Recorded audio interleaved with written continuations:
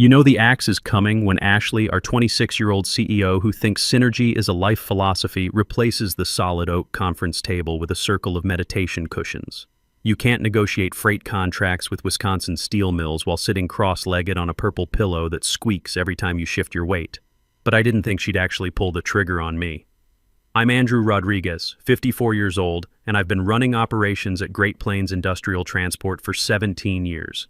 Before that, I spent 8 years in the Navy handling logistics for everything from aircraft carriers to supply runs in the Gulf. Started at 18, came out at 26, and dove straight into civilian logistics. I'm the reason 285 warehouses across 12 states run like clockwork. I'm the reason our drivers don't get stranded in Nebraska with broken-down forklifts and no spare parts. I sat across from Ashley in her transparency pod, a glass office that smelled like essential oils and overpriced coffee. She was wearing a blazer made from recycled plastic bottles and a smile that looked like it came from a corporate training manual. My dad, Christopher, who's 78 now and built this company from nothing, would have laughed her out of the building. "Andrew," she said, pressing her palms together like she was about to meditate. "We've been doing a deep assessment of the company's energy flow, and honestly, your management style feels very legacy-based. It doesn't align with our pivot toward collaborative optimization." I stared at her. The pack of Marlboro Reds in my jacket pocket suddenly felt heavy. "You're firing me because of my management style?" "It's not termination," she corrected, her voice dripping with that fake positivity they teach at Stanford Business School. "It's a realignment. We're realigning you to find an organization that matches your operational frequency. Your approach just doesn't sync with the future of industrial logistics." I looked at the clock on the wall. 1:15 p.m. The daily inventory sync, the digital heartbeat of this entire operation, was scheduled to run its authentication protocol at 1:30 p.m. It required my biometric access. My biometric access. Without it, the system doesn't just pause, it assumes a security breach and locks down everything like Fort Knox during a riot. "My approach," I repeated, tasting the words like stale beer. "All right, Ashley, you're the boss. You want a new energy? You got it." I stood up. I didn't yell. I didn't slam anything. I didn't throw her organic succulents through the glass wall, even though the urge was stronger than my morning coffee craving. I just reached into my pocket, pulled out my security badge, the one with clearance levels higher than hers, and slid it across her reclaimed bamboo desk. "You've got 15 minutes, I said, my voice flat like a tire on gravel. Ashley blinked, confused. 15 minutes for what? To clear your desk? Take your time, Andrew. We want this transition to be holistic." 15 minutes before the ghost in the machine realizes I'm gone, I said, turning toward the door. "You see, Ashley, that legacy system you hate? It's held together by 20-year-old code, 3 backup servers in a basement in Kansas City, and my personal authentication.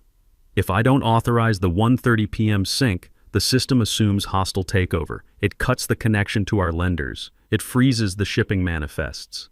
The trucks stop. The forklifts lock." She laughed, a nervous sound like breaking glass. "You're bluffing. The IT team assured me everything is cloud native now." "The IT team?" I almost smiled. "You mean the 3 guys you hired because they had cool tattoos and claimed they knew blockchain? Good luck with that." I walked out. Past the open plan office, past the rows of 20-somethings staring at their laptops, and I felt something cold settling in my chest. Not anger anymore. The calm of a demolition expert watching the timer count down. She wanted a vibe check. I was about to give her a seismic event. The elevator down from the 35th floor took 40 seconds. Enough time to think about 17 years of missed dinners, canceled fishing trips, and nights spent sleeping on a cot in the Milwaukee warehouse because a blizzard knocked out power and the backup generators needed manual restart. I gave this company everything. My knees crack like gunshots when it rains because I spent the winter of 2018 walking concrete floors to manually verify inventory when the scanners went down. And for what? To be told my frequency was off by a kid whose hardest day involved choosing between oat milk and soy milk. The lobby was marble and glass, polished to perfection. I walked past the security desk where Daniel Miller sat doing his crossword. "Leaving early, Mr. Andrew?" Daniel asked, looking up from his puzzle. Permanent vacation, Daniel, I said, pulling out the company credit card and tossing it on his desk. Ashley's idea. Apparently I'm bad for the feng shui. Daniel snorted. That girl wouldn't know logistics if it ran her over with a semi. You take care. This place is going to fall apart without you. That's the plan, I muttered, pushing through the revolving doors. The moment I hit the sidewalk, my phone buzzed. Short, long. The panic pattern I'd programmed years ago for system alerts. Alert. System sync authorization missing. Warehouse 117. Warehouse 118. Warehouse 119. The list scrolled down my screen like credits where everyone dies at the end. It was 1:31 p.m. I lit a cigarette. Yeah, I know. Bad habit. But when you've inhaled diesel fumes and forklift exhaust for 17 years, a little tobacco feels like mountain air. I looked up at that glass tower, imagining the chaos starting to bloom on the 35th floor. Ashley was about to learn that gravity isn't a suggestion. Up there on the 35th floor, the silence was breaking. I knew exactly what was happening. The real-time profit dashboard Ashley had installed was flashing red, not a gentle warning red, we're talking nuclear. Meltdown red. My phone buzzed again. The operations group chat, a chat I'd been removed from 10 minutes ago, but the system hadn't updated permissions yet. Brian, VP Ops. Why is the Chicago Distribution Center showing zero inventory? Michelle, HR. Is this a system glitch? The dashboard shows negative stock. Ashley, CEO. Who has Andrew's override code? Someone call him. I exhaled smoke toward the glass tower. Override code wasn't something you wrote on a sticky note. It was 17 years of knowing that the scanner in Bay 12 of the Texas hub reads double on Tuesdays because of sun glare, and you manually adjust by 8%. It was knowing that the emergency reset wasn't a button, but a command line script I wrote in 2012 called nuclearoption.exe. They didn't just fire an employee, they lobotomized the operating system. I walked to my truck, a reliable Ford F-150 that had survived more road salt than a pretzel factory, and threw my bag in the passenger seat. I wasn't going home to drink beer and feel sorry for myself. I had one more stop to make. My phone was vibrating so hard on the console it was sliding toward the edge like a suicidal lemming. Incoming call, Ashley Pierce, CEO. I let it ring. Let them sweat. Let them feel the vibe of complete system failure. I put the truck in drive and merged into traffic. The chaos was just beginning, and I had front row seats. Here's what Ashley didn't understand. A logistics network is like a living organism. It breathes, it eats, it processes. Cut the nerve connection between the brain and the body, and things get messy fast. While I was driving toward the interstate, humming along to classic rock, the nerve center of Great Plains Industrial Transport was having a massive stroke. The legacy system wasn't just counting boxes. It was a translator. It took raw data from our ancient conveyor systems and converted it into clean numbers the banks wanted to see. Without my authentication, which ran data scrubbing scripts, the raw feed was hitting the main server for the first time in history. Back in the office, I could picture the scene shifting from mild concern to complete panic. The first symptom would be phantom inventory. The system, seeing unverified data, defaults to safe mode. In safe mode, to prevent theft, it marks everything as missing or quarantined. At 1:45 p.m., a sales rep in Detroit probably tried to process an order for 2,000 units of industrial welding equipment.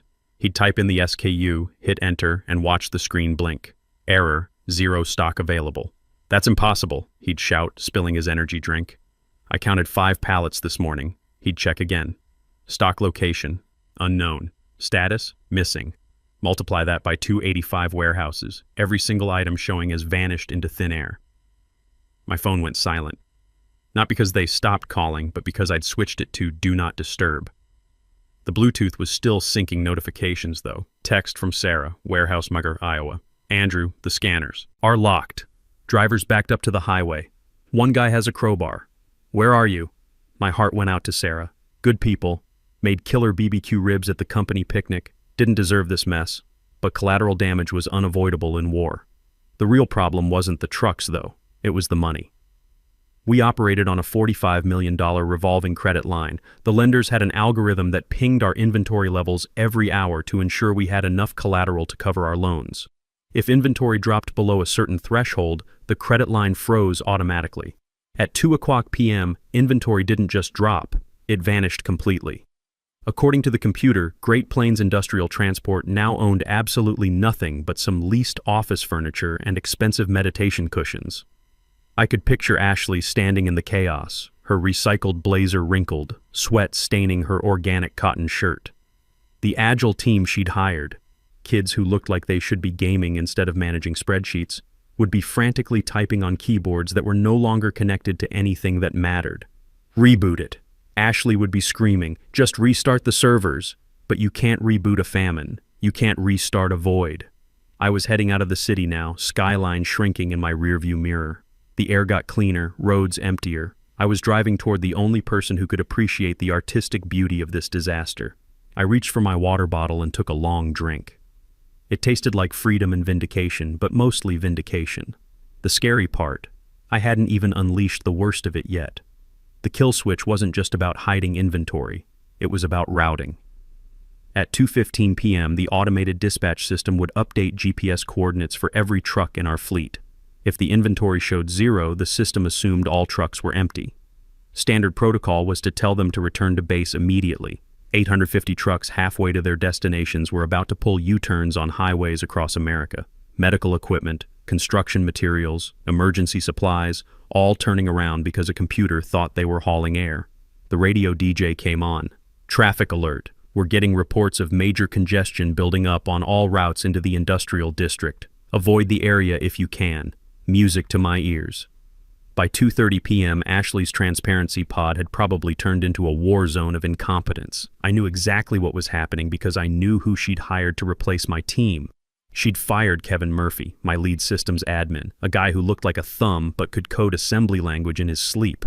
In his place, she'd hired some digital nomad who listed blockchain disruptor on LinkedIn and worked from coffee shops. Here's the thing about blockchain disruptors. They think everything lives in the cloud. They think if something breaks, you just spin up a new instance. But our system wasn't in some Amazon cloud. It was running on mainframe servers in the basement of a building in Kansas City that flooded every time it rained hard. My phone lit up with another notification, a voicemail. I tapped play through the truck speakers. Andrew, this is Ashley.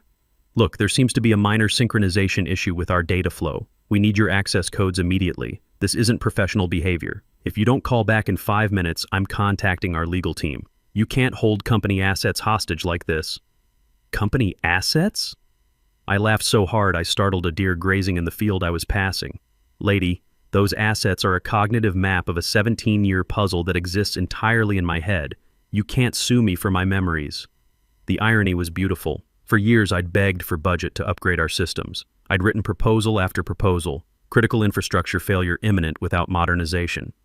Ashley had used those proposals as coasters for her kombucha, told me I was being resistant to innovation and change. Well, how's that for change? Back at headquarters, they'd be flooding the conference rooms, printing spreadsheets from last month, trying to manually reconcile inventory. It's 2024 and they're probably digging through filing cabinets looking for fax machines. Does anyone actually know how this system works? Someone would shout. The silence that followed that question was my resume. That silence was every weekend I'd worked for free. That silence was the void left by every thank you they never said. I pulled off the highway onto a gravel road. Trees were dense here, shielding the world from the chaos I'd left behind. Reception was spotty, but a text managed to squeeze through from an unknown number. Unknown.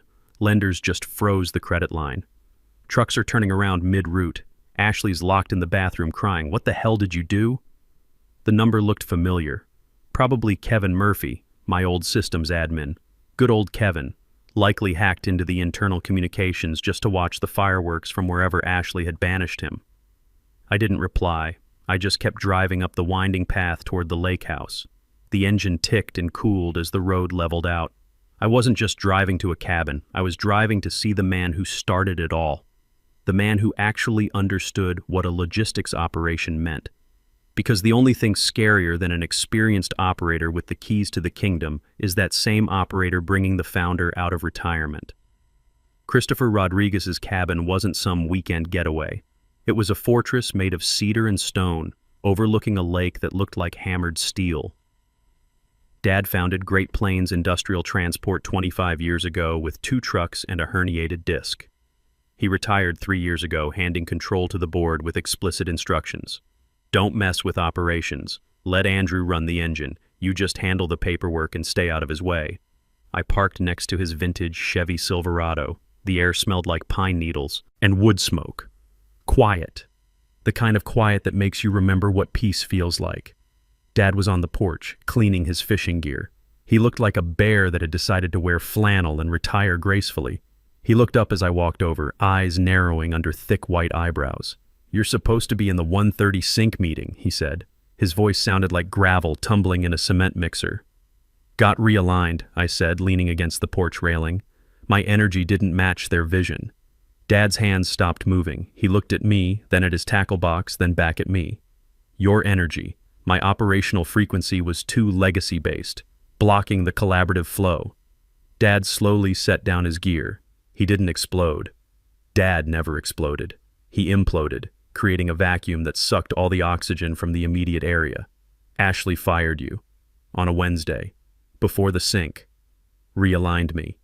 Gave me 15 minutes to transition holistically." Dad closed his eyes and did the math instantly. He knew the system better than anyone except me. Knew about the credit lines, knew about the truck routing algorithms, knew about the phantom inventory protocols. "The lenders?" he asked quietly, frozen as of about an hour ago. "The trucks?" "U-turns on I-70. Probably made the evening traffic report by now." Dad let out a long, slow breath that seemed to carry 25 years of frustration. He reached for a bottle of bourbon sitting on the table and poured 2 glasses. No ice. Slid one across to me. "You warned her?"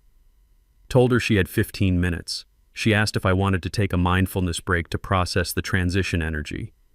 Dad took a sip of bourbon and stared out at the lake. A pair of eagles circled overhead, probably wondering what all the human drama was about. "I built that company with blood and missed birthdays," he said finally. "Missed your high school graduation to secure the Midwest distribution contract. Missed your mother's anniversary to fix the routing algorithm when that ice storm hit in 2019. He turned to look at me, and I could see the fire still burning in those old eyes. "And she fired the chief mechanic because she didn't like the grease under his fingernails." He pulled out a satellite phone from his jacket pocket. "Only thing that worked reliably out here in the woods." "Who you calling?" I asked. "Chairman of the board," Dad said, punching in numbers with deliberate precision. "Then the bank. Then probably my lawyer." He put the phone to his ear and waited. When someone answered, his voice shifted into that tone I remembered from when I was a kid and had broken something important. "Brian, it's Christopher. Shut up and listen carefully. My daughter-in-law just severed the central nervous system of our company. No, don't put me on hold. Don't transfer me to Ashley. She doesn't understand what's happening. And neither do you, apparently. Pull the audit logs right now. Look for the termination of user Andrew Admin Prime. Yeah, that's the one. When you see the timestamps, you're gonna need something stronger than coffee." He paused, listening to what sounded like panicked squawking from the other end of the line. "Fix it?" Dad laughed, a dark, terrifying sound that made the eagles change direction. "Brian, I can't fix it. You can't fix it. The IT team you're so proud of can't fix it. There's exactly one person on this planet who can fix it, and he's currently sitting on my porch drinking my bourbon and watching the sunset. You better hope he's in a negotiating mood." He hung up and looked at me with a grim smile playing around the edges of his mouth. "Emergency board meeting. They're patching us in via conference call." "Us? You think I'm doing this without backup?" Dad stood up, his knees cracking like gunshots. "You're the asset now, Andrew. Right now, you're the most valuable asset in their entire portfolio. Your price just went up considerably." He walked inside to the landline, an old rotary phone sitting on a desk made of solid oak. Only phone he trusted for serious business negotiations. I followed him in, finishing my bourbon. The sun was dipping below the tree line, casting long shadows across the cabin floor. Outside, the world was peaceful. But 200 miles away, I knew the corporate world was burning. The phone rang with that shrill mechanical sound only rotary phones can make. Dad picked it up on the second ring. "Speak." He listened for a moment, his face carved from granite. Then he looked at me and winked. No, Ashley isn't invited to this call. Put her in the waiting room or the daycare center. I don't care. We're talking about adults now. He put the phone on speaker. The static crackled through the cabin like a campfire. Andrew, you there? It was Brian Walsh, chairman of the board. His voice sounded like he'd been gargling gravel in panic. I'm here, Brian, just enjoying the peaceful energy out here by the lake. I could hear the tension in that boardroom 200 miles away. Could almost hear the squeak of expensive leather chairs as they shifted uncomfortably. Andrew, Brian said, his voice trying for authority but landing somewhere near desperation. We need to resolve this situation immediately. The lenders are threatening to call in the loans. We're hemorrhaging cash by the second. Stock price is in free fall. Sounds stressful, Brian. But I don't work for Great Plains anymore. I was realigned, remember? My frequency didn't match the future vision. Yes, we know. A complete misunderstanding. Ashley acted prematurely. Ashley acted like a fool with a hand grenade, Dad cut in, his voice booming through the speaker. Now let's cut through the corporate nonsense. You want the system operational? You need Andrew. He's the only one with biometric root access and the institutional knowledge. That tech team you hired is trying to crowbar open a digital vault. If they force it, they'll wipe the entire database permanently. Silence from the boardroom. They knew it was true. In the background, I could hear what sounded like muffled arguments and someone typing frantically. What do you want, Andrew? Brian asked finally. I looked at Dad. He nodded slowly, like a general giving permission to open fire. First, I said, counting on my fingers even though they couldn't see me. I don't come back as an employee. I come back as Vice President of Operations. My salary triples with a 12-month contract paid up front. Non-negotiable. That's a significant increase. The trucks are stopped, Brian, I reminded him. Do you want to negotiate salary, or do you want freight moving again? Done. Agreed. Too fast. I should have asked for quadruple. Second, I continued, complete operational autonomy. No energy assessments, no meditation breaks, no agile sprints run by people who've never loaded a pallet. I hire my old team back immediately. Kevin Murphy, Sarah Bennett, all of them. With 30% raises and written apologies from the board. That's highly irregular. HR policies clearly state, Brian, I interrupted, your HR policies are very comprehensive, I'm sure. But right now your trucks are sitting on highways like very expensive lawn ornaments. You want to discuss policy or get this company moving? A long pause. More muffled arguing in the background. Fine, agreed. What's the third condition? Third, and this is absolutely non-negotiable. Ashley gets removed from any operational oversight. She's not allowed to speak to me, email me, or breathe suggestions about blockchain optimization anywhere near my department. She can stay in her glass pod and play with her succulents until you figure out what to do with her. The silence stretched like a rubber band about to snap. Removing the founder's daughter-in-law was delicate corporate politics. She's family, Andrew, Brian said carefully. She's a liability, Dad growled into the phone. Do it, Brian, or I'll sell my 40% stake tomorrow morning and tank the stock so hard you'll be delisted by lunch. Okay. We'll restructure her role. Strategic partnerships, vision development, completely separate from operations. Excellent, I said. Draft the contracts. Send them to Dad's fax machine. Yes, he still has one. It's more reliable than your current CEO. When can you be there? Please, Andrew. Every minute costs us thousands. I'm 2 hours away. System stays down until I physically walk through those doors and authenticate personally. Can't you just give us the access codes over the phone? I paused for dramatic effect, taking a sip of bourbon. Brian, I said, letting my operational frequency really flow through the conversation. My energy needs to be physically present to facilitate the holistic system restoration. The digital chakras require manual realignment. Isn't that how these things work? Dad was grinning like a shark who'd just discovered a school of fish. I hung up. Dad let out a bark of laughter that probably scared wildlife for miles around. You're absolutely ruthless, son. I'm proud of you. You taught me to fix machines, Dad. Ashley taught me how to break them systematically. We raised our glasses to the silence of 850 trucks and 285 warehouses. For 2 more hours, the corporate world would have to wait. I pulled into the Great Plains parking lot at 8:00 p.m. The building blazed with lights on every floor. Looked like a disaster movie, but with better parking. Dad rode shotgun in his Silverado, following my truck. We walked into the lobby like we owned the place, which, technically, we kind of did.